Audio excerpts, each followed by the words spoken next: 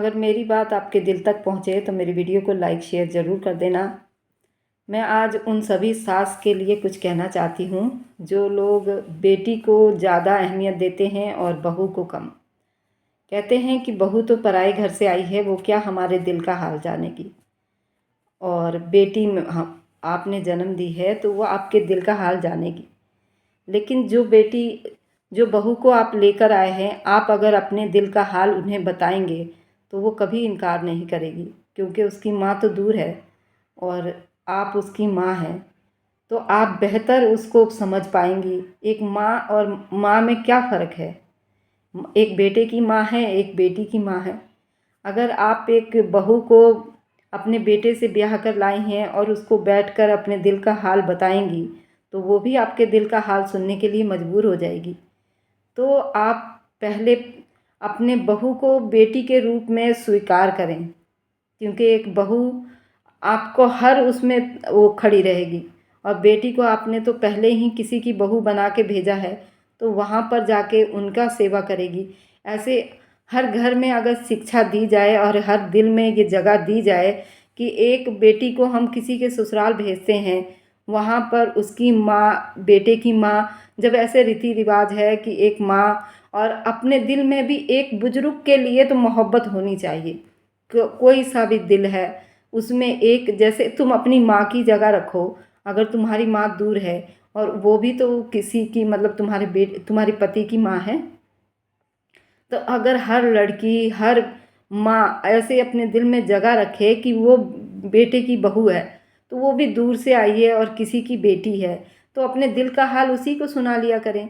क्यों अपनी बेटी को अपने दिल का हाल सुनाओगे?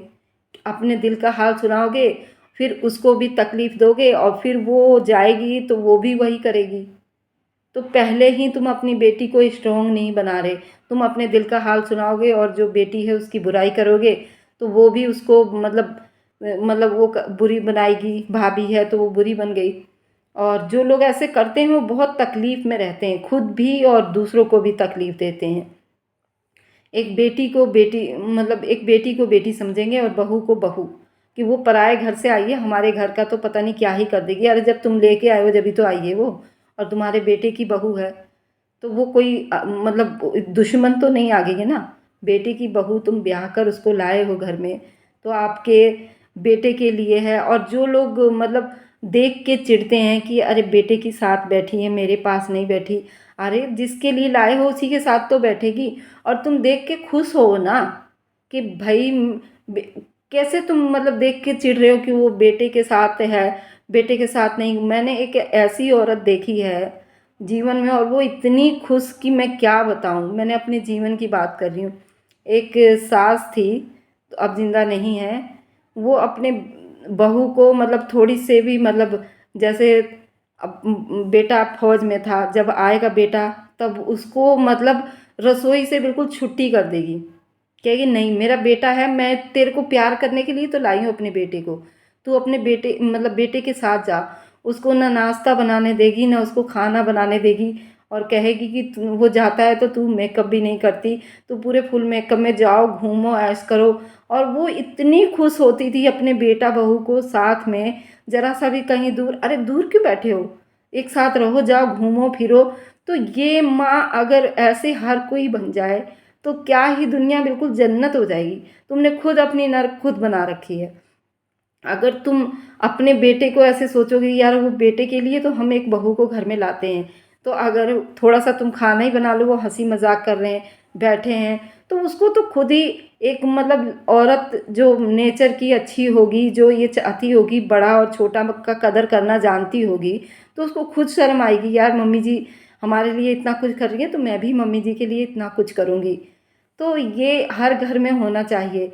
और एक सास ऐसी भी देखी है कि बस बेटी का आने तक बहू ने ये कर रही है मेरे साथ, बहू वो कर रही है।